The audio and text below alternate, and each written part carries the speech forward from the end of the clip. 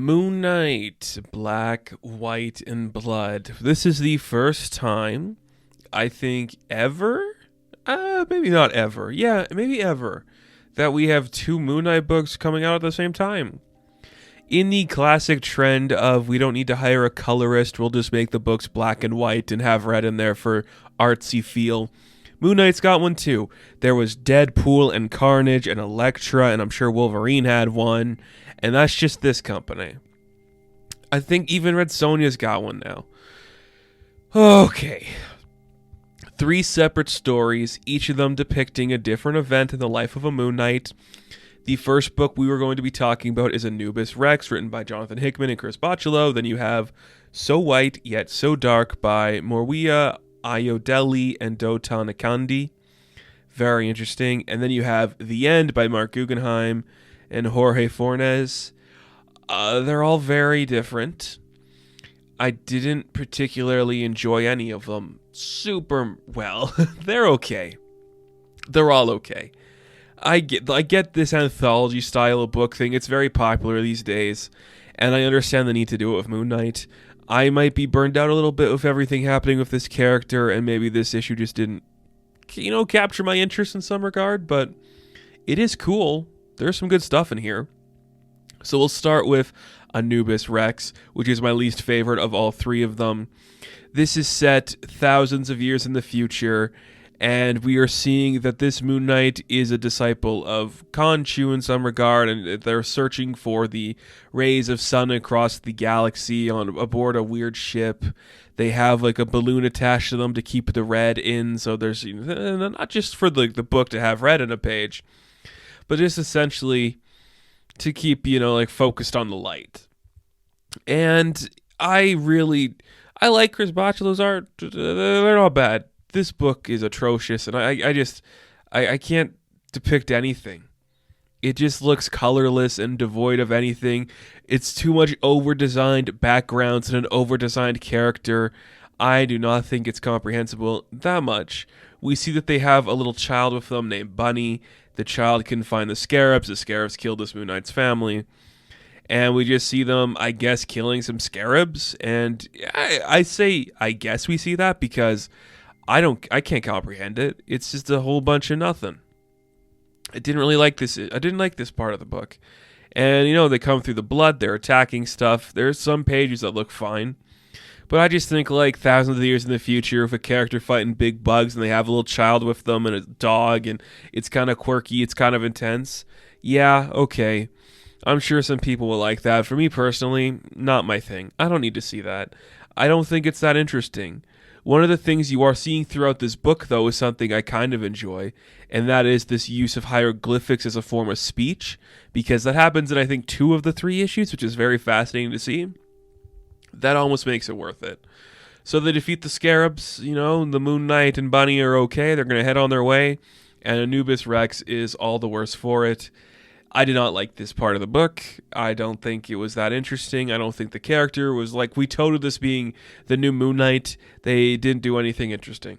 Literally just a small story. I'm sure Hickman would want to continue this somewhere, but I personally don't care. And then we have So White Yet So Dark. And this is a story where Moon Knight teams up with Spider-Man.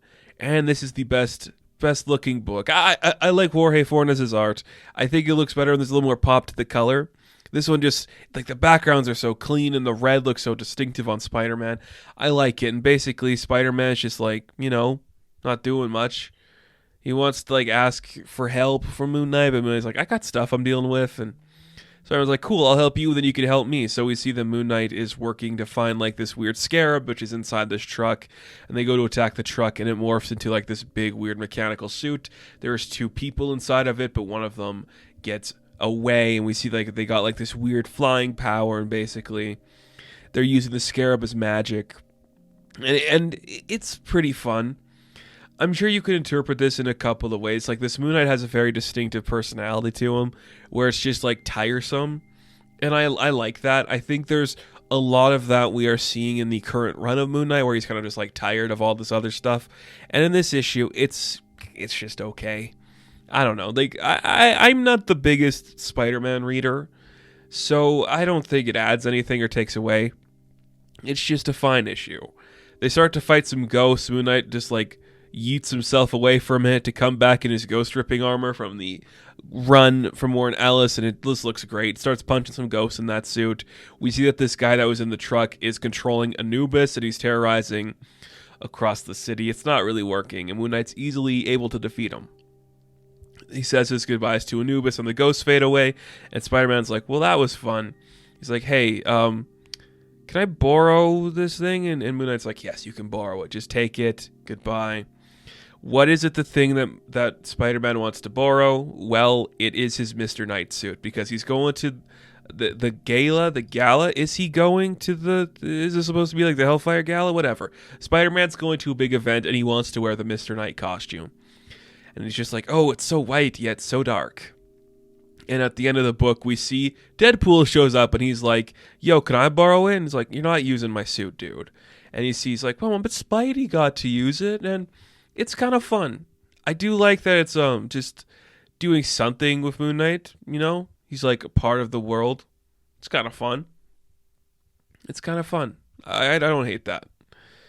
She's kind of miserable next to these fun characters, which is kind of cool, I guess. That's interesting. It was cute. I'll say that. It was a fun little story, just throwing it in there.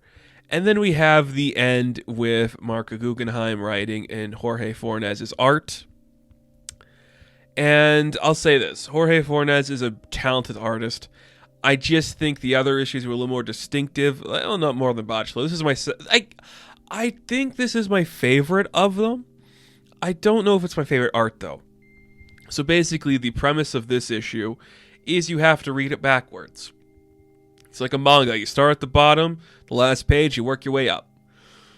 This woman named Dana Williams needs protection in the night because she's testifying against Vicente Fortunato in the morning, and she has a feeling that people are going to come after her.